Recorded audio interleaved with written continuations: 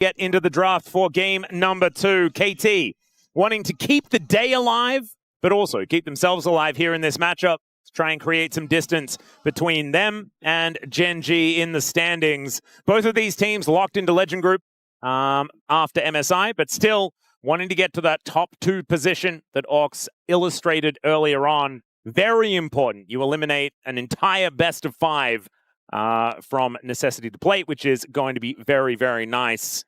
And the Varus and the Orianna are going to be banned away here as we get into the draft. The Caitlyn also removed, which is an interesting one. Okay, so trying to limit some of the strong laners, because with Varus, Caitlyn, and Jhin already gone. Ezreal too, because a really strong level 1. Potentially freeing up KT to be a little greedier with that bot lane picks. Something that scales up nicely, but maybe wouldn't want to match into some of these strong laners. There's still like MF available though, who's been a bit of a powerhouse.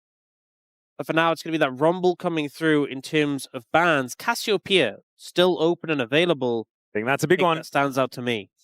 And Gen.G have second pick this time around. It is just going to be your stock standard looking draft. Blue side on the left, second pick on the right on the red side. So no worries there. I think Cassio probably still should be banned away unless Chovy has a pretty clear answer to it. And maybe he does, as the Lucian is going to be the decision. I think Lucian Milio, definitely the sort of 2v2 where you imagine not wanting to play into Caitlyn. So maybe thinking that KT wanted to prioritize that. Cassiopeia is just going to be the first pick. We've been seeing this more and more. A very strong pickup for BDD. Yeah. And we'll see what Chovy wants to play into it. Anivia gone, which we've sometimes seen into the Cassiopeia, because obviously she needs to be within a certain range to deal her damage, and Anivia can control that when it comes to team fights, but not going to be an option here. I imagine Gen.G might put prior towards the bot lane here. Ashe Seraphine makes a lot of sense, considering a lot of bans to the other strong combos. Typically, you have to pick something with a certain amount of firepower to match into this. That being said, you got Ashe Seraphine, KT could just go MF Nautilus, and we know Aiming does like the MF as a pick. Yep, effort. I mean, Nautilus is his most played champion by a country mile, so it would make some sense there. Let's see whether they hold on to their support pick. Maybe they do. Might be a safer move, yeah, to have that as a flexible one. Aiming hasn't actually played the MF this season, but played it a lot last year. They go for the Galio. Yeah. Something that was buffed as well. But not the most fun into the Cassiopeia. I think sometimes there's mages who just can't really deal the DPS in the Galio. They break the shield and do a little bit more, but it's hard to get headway. Cassiopeia, as soon as you get the mana banked, you can just shred a Galio quite comfortably. So not the matchup that you'd love to have. Did get a buff or 2 on this patch. Yeah, it was a little bit better. His ultimate does more damage, His right? ultimate damage skills with Magic Resist. His Justice Punch got a bit more damage, and mana cost down on the Winds of War. So the mana cost down on the Winds of War is honestly the biggest one into Cassiopeia, because you can just spam it to farm. Yeah. For the distance. They will go for the Nautilus, despite having not seen the Seraphine. They will go for that. Now, do they pick up an AD carry now for aiming, or go in a different direction, maybe getting a jungle or a top? If you go top, you're not really going to be contested, because I feel like Gen.G kind of need to round out that bot lane. And if you pick Jayce, Gen.G can't take Sion. They, in theory, could go Yorick or Cassante here, but I feel like they tend to not give Kiin the priority when it comes to drafts, and securing the bot lane combo with Ashe can be quite valued, quite important. Yeah, I would expect something like the Seraphine to be locked in. Although with the Nautilus still there, maybe they want something else to add to a little bit of protection. But either way, I think it is going to be a support lock-in, and it will be the Seraphine that they decide to go with. So still take the Seraphine into the Nautilus, definitely a risk. And now I imagine Gen.G is going to try and ban away. I'd say AD carries to pair up well with it like MF, but there's also concern about maybe some junglers who are a big threat, like the Nocturne. Yep. Could be problematic. And actually, it reminds me of the last time Aiming was on KT. I think in 2023, that was when Aiming was playing a lot of Misfortune and finding a massive amount of success on the champion as well. So I'm glad that you bring that up, because it is going to be an important ban and is going to be dealt with immediately. Yeah, for the side of KT, you could just ban away. I think Cassante definitely away from Kiin. The Kiin Sante, something he can do very well on. Yeah, I think Yorick, Cassante are pretty comfortable bans. They would be at setting up the Jayce, but I'm also, are you a little concerned about some jungle pairings to go with this? Xin Zhao with the Ashe Seraphine has been really strong. Yeah. We haven't seen it banned yet, so they'll take that one away. But that does make Perfect's Jayce pick a little bit more volatile. Every ban you don't devote to dealing with the potential counters. One more AD carry to be taken away from aiming, I expect. Already, we have the Caitlyn, the Varus, although that is largely a top lane ban as well, and the Lucian and MF already taken away. So not a whole lot left up and available for him. For some reason, I feel like aiming just wants to play Zeri. I don't know why, but it's just a feeling I have. I think he would struggle in the lane. Yeah. I don't know whether I don't want him to play it, but I just feel like he wants to. They go for the Ziggs. They do ban the Yorick here, so there's still the Cassante for Kiin.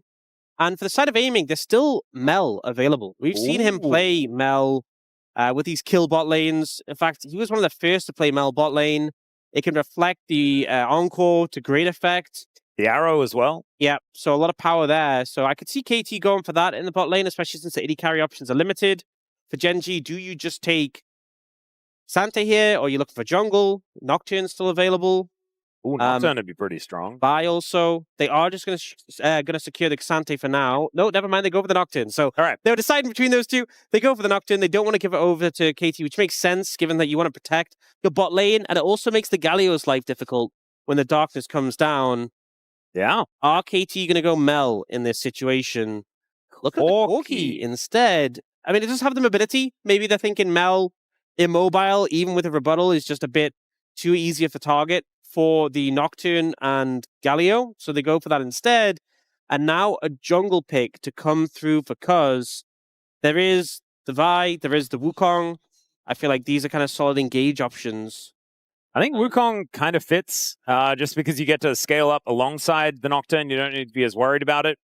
This is another one, and you can sap the resistances from the Galio. I actually kind of like the Trundle for that reason. Cuzz is also someone that just does really like to play the Trundle. Stall out plays. If Gen.G going in aggressively, you can kind of pillar the backline as they're coming in, and you can focus on whoever's dove in. If you think about the composition of KT, they have a lot of poke between the Jayce and the Corki, and we're seeing the Trundle as something that can potentially provide that peel to get them away. It's going to be Kiin on the Vayne into the Jayce. So not the Vayne into a melee matchup we've often seen, but definitely a pick that can form a lot of pressure. Level 6 is a big spike. Yeah. Jayce doesn't really get access to where you can look for all-ins. You now have a bot lane 2v2, which is very threatening for the Ashe Seraphine, as long as you don't get full prey to the Nautilus hooks.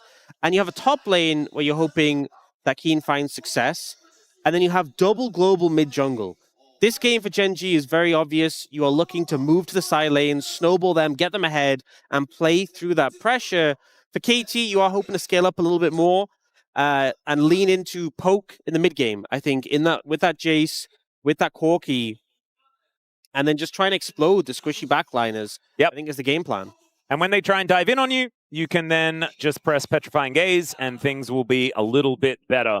But I'm just hoping we see a difference in the playstyle and the mindset here from KT moving into this next game. Tidy it up a little bit, get that communication a bit more crisp, and learn to just call it a day if the play doesn't work, instead of doubling down and losing the game, which is what we saw in game number 1. Definitely some more intelligent decision-making would be what we'd like to see. But Gen.G, I mean, this is looking like a pretty stock standard draft for them. Kiin on the Vayne one more time. Last time, it was a win. Let's see whether he can do it again as we get onto the Rift for game number 2.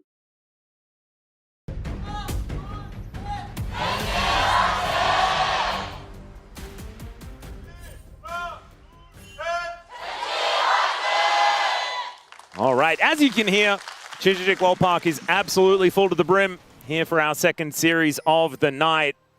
And I think both sets of fans would be pretty keen to just get more out of this series. And that'd be nice. I'd also just like to see KT with a little bit more fight. Yes, they were able to get 2 turrets in the last game, but maybe some more than that would be good. I do think you said both teams pretty keen. I think Gen.G's a little bit more keen. Just inherently? Yeah. Their top laner? He seems pretty keen. Yeah, he is pretty keen. He's been keen for a while. Okay, this is kind of the problem with this bot lane matchup is... Bad puns? Not specifically. But you're going to get poked out heavily, and the only real recourse is finding an engage. But there's some worrying things about the 2v2. So aiming's taking cleanse, which... a lot of value from that at level 6. But without the barrier, it means that when you go for those heavy trades, Gen.G are going to win even harder than they already were. See, aiming gets poked out there. That might be in a situation where he would have just popped barrier to soak the damage. You don't have that option. And on top of that, no ignite from Effort lowers the kill pressure as well. So already they're on the back foot. I don't think this is going to change anytime soon. There's like a moderate amount of burst between these two, but you're not going to one-shot Ruler and Duro from full HP, and then they'll just run you down with the slows from the Ashe, with the flurry. This is not a fun time in this lane. Certainly not looking like it, as at least aiming is getting some value with his fast respawn, but as we can see... Missed that cannon. That's something at least. Yeah, there we go. The positives we're focusing. As Ruler is probably going to grab the first plate here on the very first crash, and that is going to put them ahead by a decent chunk here after the first few moments. Like, we're only level 2, and already Gen.G are starting to really put the pressure on. Cuzz is also pathing topside, so that is going to mean that the good times are not going to begin for quite some time. BDD, though, is going to be a source of power here, as Chovy, first Galio of the season, but we know that Chovy's Galio is notoriously massive win rate at the moment. Yeah, we do see him go the... Oh, that is a tough loss streak. That is a spread of players. It really is. 7 out of 10 have played it and lost. Yeah. Everyone's still trying it and they're not working out. Oh dear. Effort didn't want to miss that one. Duro drops the beat, and Ruler able to do a lot of work here as Effort is going to try and go in, but it's Canyon that's moving down. The Trundle is coming up the lane, but Effort's going to have to flash, and the beat drop is still going to connect, even Dustbringer, and that's the cue to finish them off. Duro with first blood, and Cuzz is just like, please, just wait a little bit longer. As he is going to be able to interrupt Canyon's back here, aiming with a bit of damage, has stuck around. But Canyon will survive as he just wanders on away. Yeah, doesn't flash. Holds confident he can get the fear up and get away. So this lane, I expect to be pretty heavily favored towards the Cassiopeia. That was just not teleported. Pretty heavily favored to the Cassiopeia. And yes, BDD just teleported and lost all that help. That is... I thought that that was going to be like a play that would be made by Chovy while, like, you know, he hadn't teleported yet. But no. Okay, what happened here though, Aux? It was a miss on the hook. Yeah, the Dredge Line missed, but even if it hit, aiming's low mana. I just don't think you can kill them, and if you aren't killing them, this is what happens. They run you down, you get a little bit of extra help from Canyon, and the execute damage from Duro on the Q. It's one of these lanes where you feel frustrated because you're playing a Nautilus, you want to engage, you want to find the angle. Sometimes there just isn't an angle.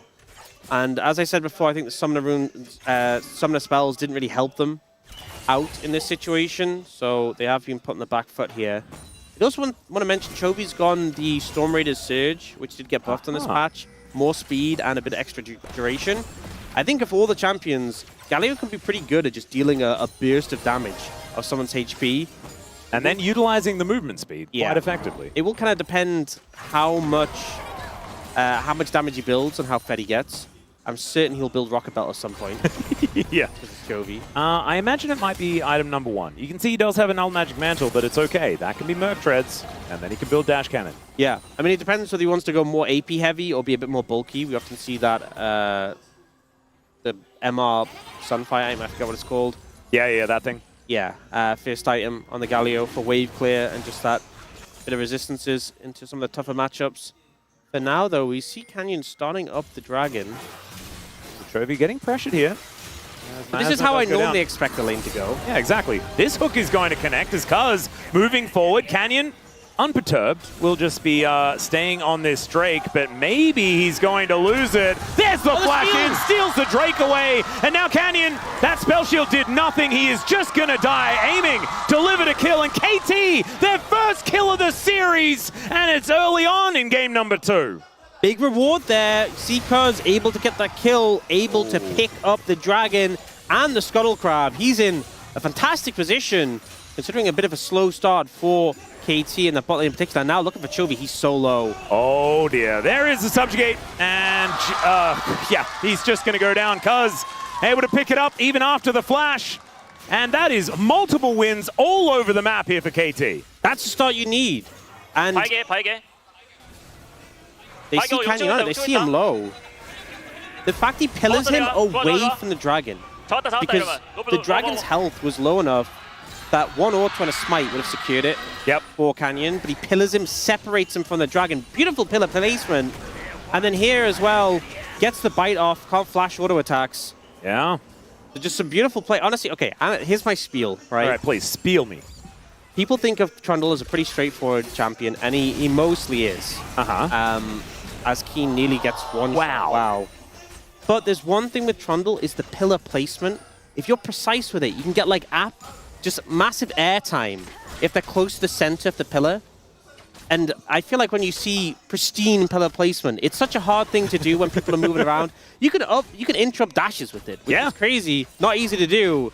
So it's the same as an Nivea wall, right? Like any terrain placement can be used like that. Yeah, and the thing is, so I think Trundle has a low skill floor, but I think the skill ceiling is so high because if you were just like flawless with these pillars, you'd be on another level. And Cuzz demonstrating that with the divide for Canyon and the Dragon.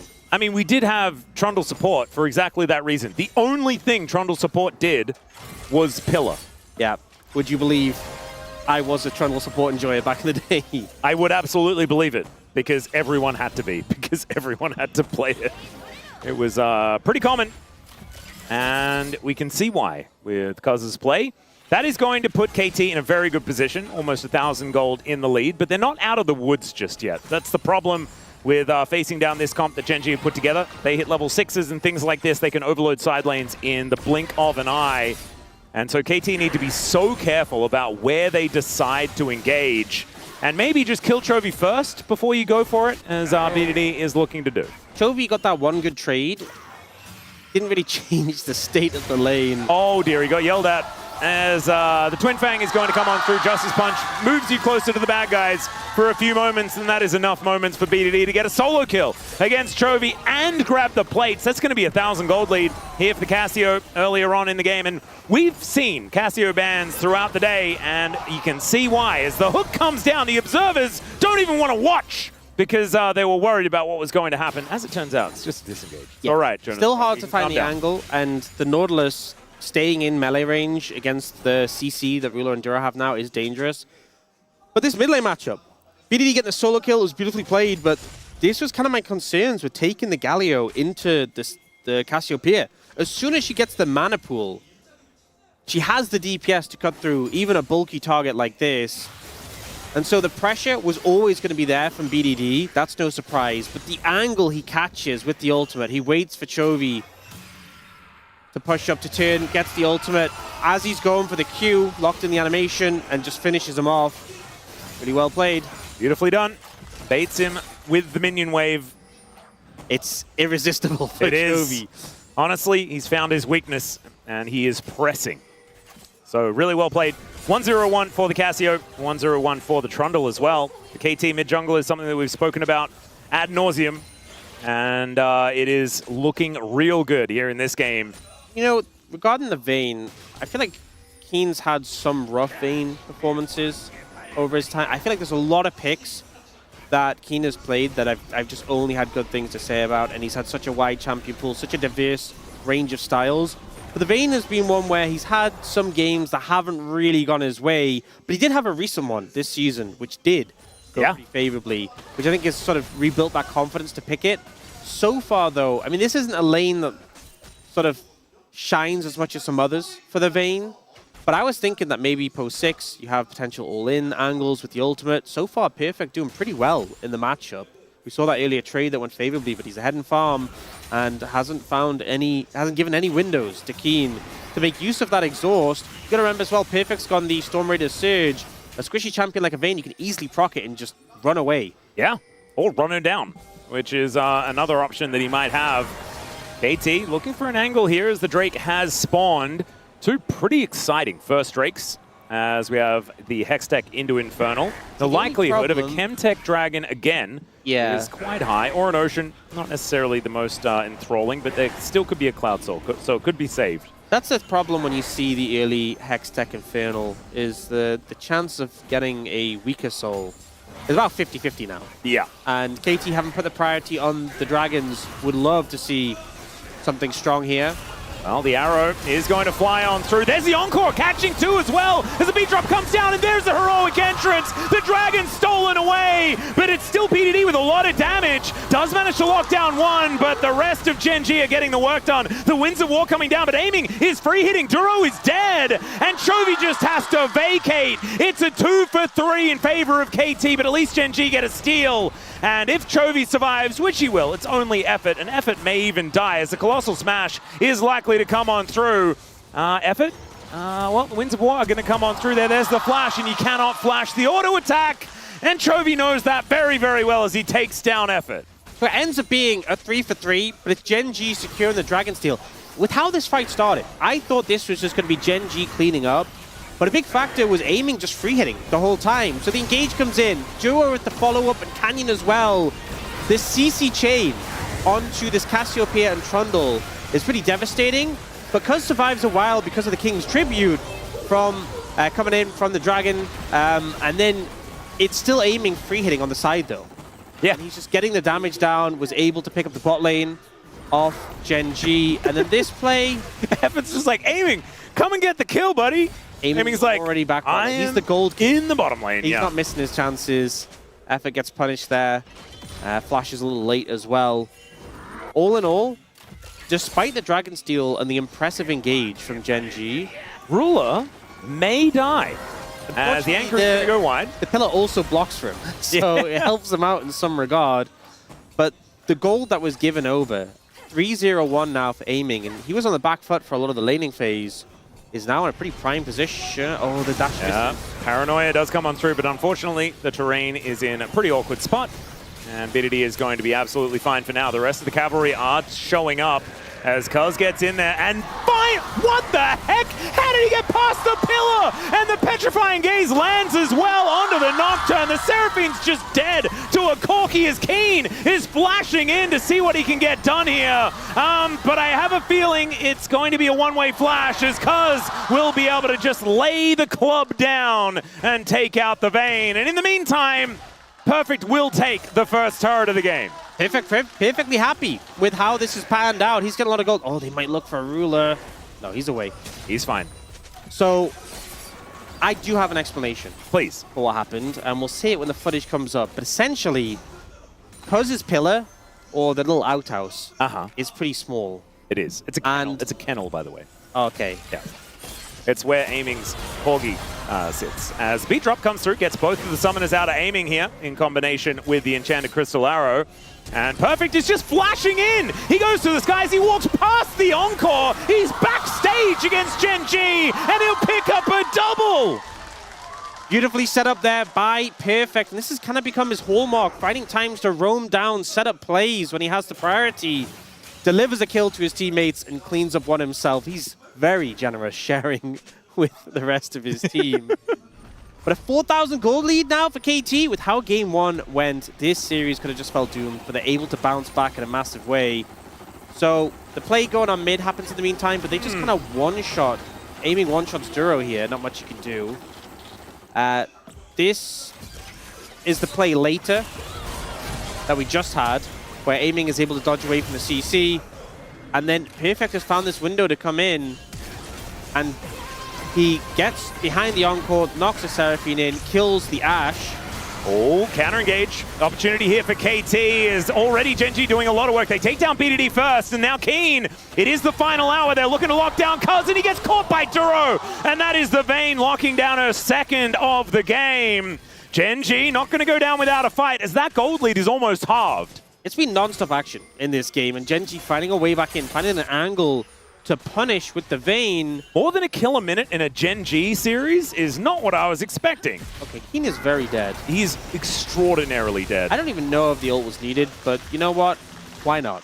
Well, he just wants to make things interesting for those who are Vayne spotting today. We've got a replay of this fight starting out.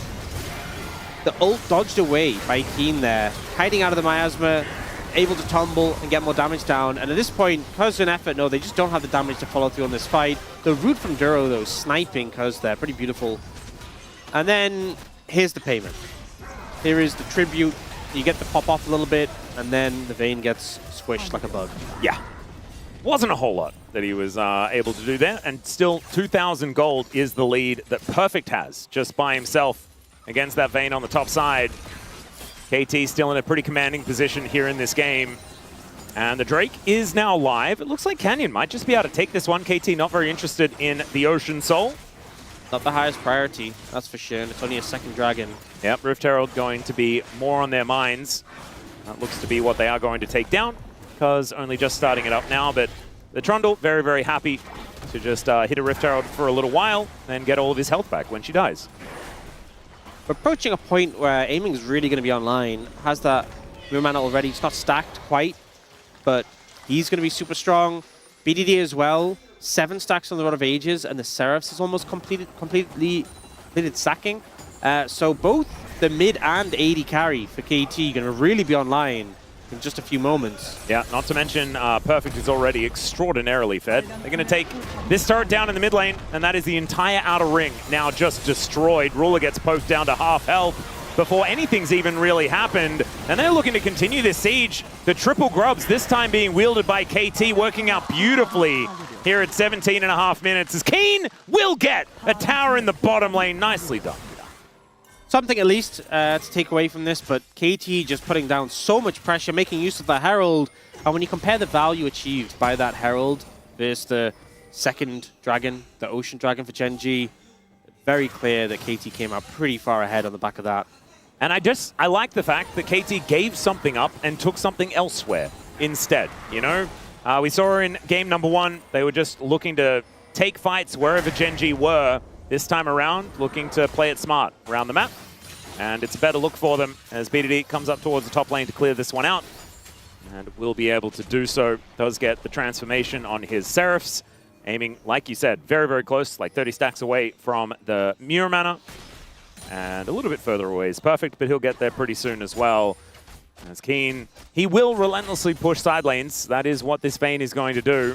I just don't know whether it's going to be a better experience as this game goes on or not, as Perfect is very, very strong. Oh, he is. I feel like we have a lot of Jayce games this season where it just hasn't really delivered, hasn't really popped off in a meaningful way. Now we're getting the Jayce really coming out ahead. And you got to remember, Gen.G could have gone for the K'Sante. Or anything. I think they deemed it, they were like, look, are we going to lack damage if we go K'Sante with the Galio Nocturne? But now they just have a massive disadvantage in the top lane, which isn't much better than lacking damage, because yeah, you're just behind. All right, now, 2.5 minutes on the Dragon. We do have some milling about in this bottom side river. I don't think there's any reason to really fight for anything at the moment, as unless you just want to get some preemptive banana brush vision, which is what KT are going to do now. I mean, getting control, contesting camps, definitely worth doing. Ooh. Anchor from Effort, doesn't get on top of Canyon there. Holds onto the depth charge, though, for now. As Chovy is scanning for threats, and there are a lot in this game. As the Baron is now going to join us in 10 seconds' time as he swims on over. Arrow. Okay. Goes through the acceleration gate, kind of like getting a goal. Yeah. Doesn't get accelerated, though. No. But does just fly away. That would be a funny interaction if you could even, like, accelerate other things and even your opponent's things. Oh, if it wasn't limited to, like, the Jayce queue? Yeah. Imagine how broken support Jayce would be. Oh, it'd be so good, though. Oh, that'd be obscene. Trundle was a support just for one ability. Why can't Jayce be a support just for one ability? I'm certain he could. The super mega fast Enchanted Crystal Arrow, as Duro is going to get yelled at, but actually manages to run away. Okay, survives. Scary situation with the snake. And now, Duro's the one who wants to be setting up vision, getting the wards down. Going to be difficult for him to approach it. I mean, they bodyguard him. He gets a control ward down. But look at the DPS already on the Baron. They will pull away. They don't want to risk it. Canyon can very easily get into the pit. They get the teleport at this point. Teleport from Kiin going to be used, so KT do get something from it as well, because he doesn't have the base teleport. He has exhaust. Oh yeah. So his TP is super long cooldown. Now just going to be moving back up towards the top lane, actually joining Chovy, which is an interesting one. Chovy is probably just going to go for a bit of a reset. As never mind, it's Chovy go for a reset. He's going to take the wave. And Canyon does complete his Stride Breaker, so 2 items are now done for the Nocturne. And Gen.G with a little bit of respite as KT went for a reset themselves. But still, a whole lot of vision for everyone on this Baron for now. And the gold lead has not really changed very much at all over the last 10 minutes, which I guess you could say is a good thing for Gen.G, as they're going to look to take some of this crystalline overgrowth down. And, oh, never mind. They're just going to destroy this inner turret. And now there's a teleport from Chovy to his death, possibly. He is relatively tanky and does have his dash cannon now.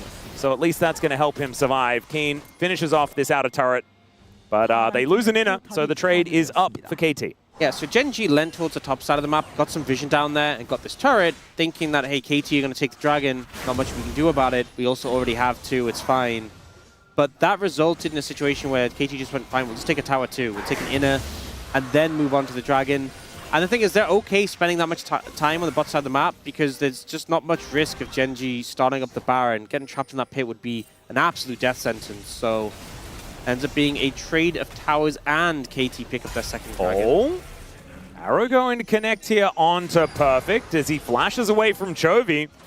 Not wanting to mess around at all with that one. Appreciate it, but it was a cute little play there from the Ashe. I think fishing with the Ashe Arrow, definitely a good way of getting back into the game. But obviously every time you don't land it, that's a period of time you're going to have to go without it. That's it. If you're not able to make the play, get the kill. The flash at least is something to pick up on, so that's a positive. Might be able to make a play against a Jayce in a side lane, perhaps? Yeah, definitely an angle with a Nocturne. That's a viable strategy.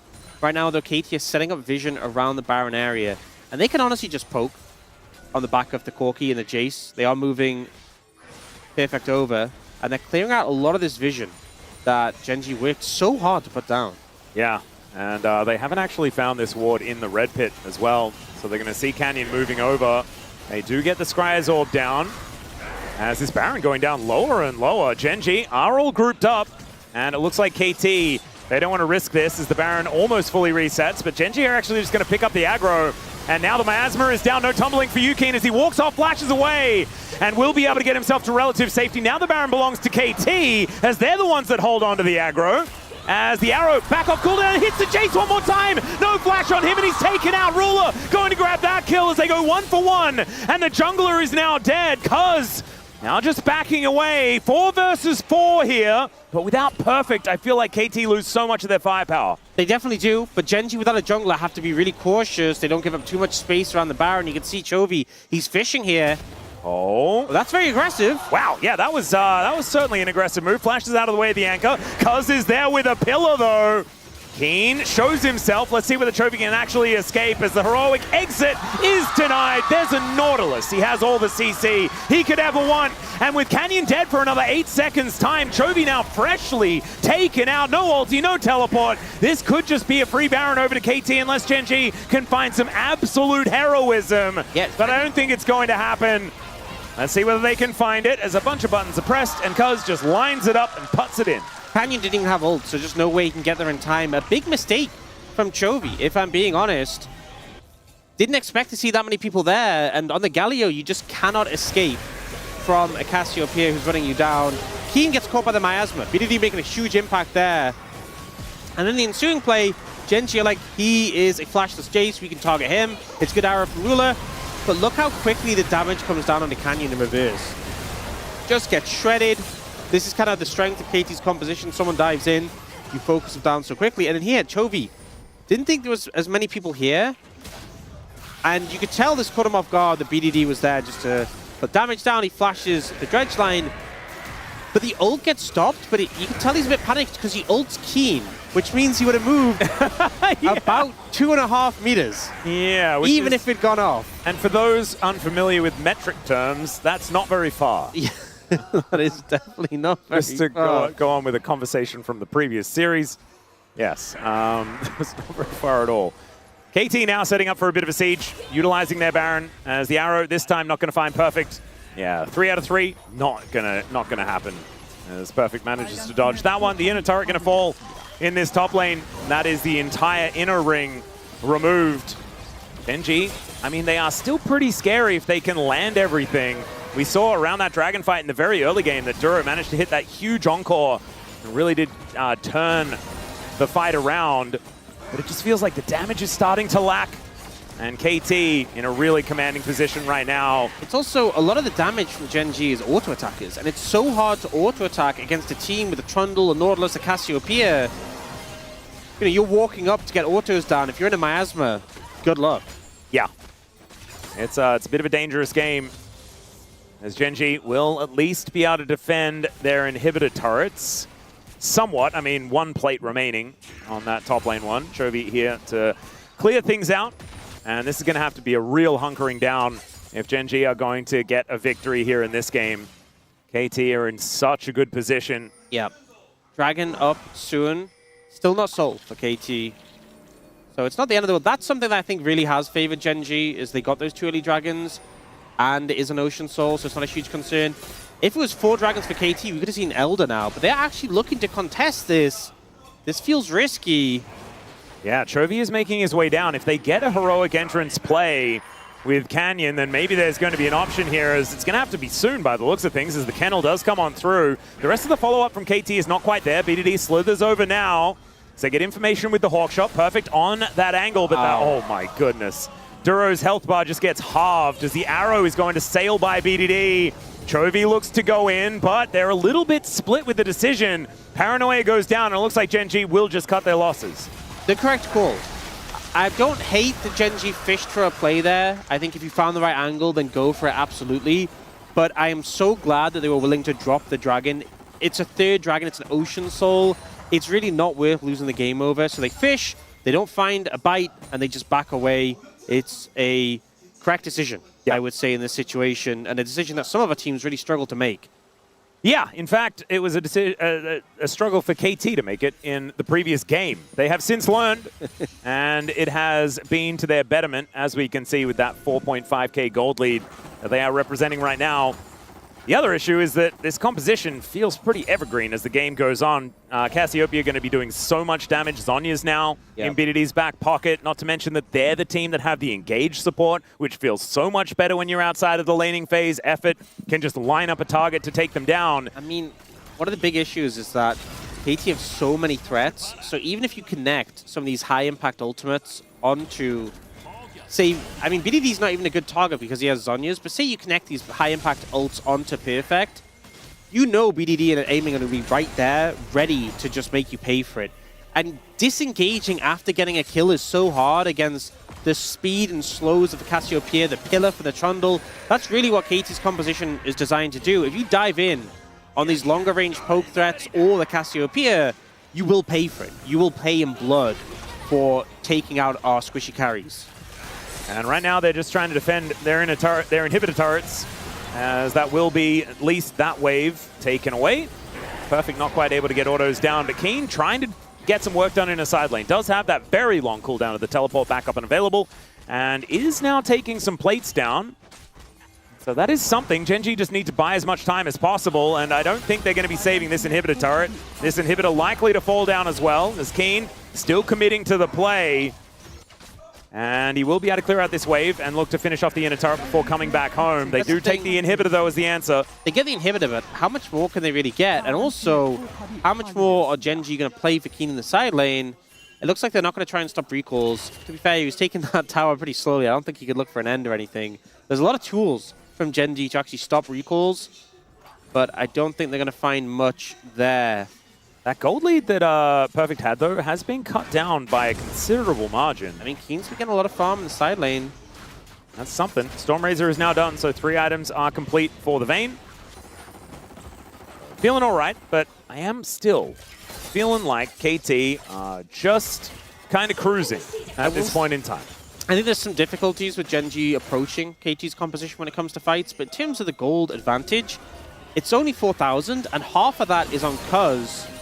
And I feel like the Trundle in these later fights, it's a lot more about the utility. Like, him having 3 items and being able to chomp people is nice, don't get me wrong, but I feel like the Trundle's value as like a bruiser has fallen off a little bit as the game has gone on. So, you know, if there's a 2k gold lead on aiming, it would be... Yeah, how much gold did that pillar cost? Yeah. Not very much. Like, if you had that 2k lead on aiming, it would be a different story, but I think Gen.G still in with a fighting chance here. Now, KT trying to set up a play. Now, another pillar does go down as Duro a little bit separated from his team, as both AD carries now potentially in trouble as Effort looks for an engage angle. Oh, just barely misses. Even the dead turret, like if you had got in range of a depth charge. You know what? I'll say I would have flashed. Oh, Chovy actually able to get some Crystalline Overgrowth, and Ruler puts together his Infinity Edge as well. Collapsing on a Chovy. This is TP from the Jayce. This is very dangerous as Chovy just trying to get rid of some of the vision here. He does have teleport, he does have flash, but he also has a dash cannon as the arrow is just going to get eaten by the Jayce, and they catch the flanker while he's flanking. Oh, Duro finds a gorgeous encore, and BDD just has to get out of there. The petrifying gaze scares no one, and now it's Kiin going ballistic in the backline. BDD goes golden, but sees his death, and it's Chovy that puts him down with a colossal smash. And they can take a Baron, they can take some turrets, they might even look to end the game. This is what they've been waiting for. One mistake from KT and Gen.G pounce. The Tiger finds its victims, and Gen.G are looking to end the game. Oh my goodness, KT, the little hyena that was just scratching, you know? And then the Tiger just comes out and destroys them. I don't think Tigers and Hyenas really did very much interacting, but that is absolutely fine. That was more Lions. Never mind, the inhibitor going to be taken down here as Gen.G are looking to continue this siege. Only aiming, I mean, he can deal with these waves relatively well, and Effort is now respawning, but these Nexus turrets are not long for the world. There are 280 carries. They should easily be able to win this game right here, and from the jaws of defeat, Gen.G will snap away the 2-0. What a game end.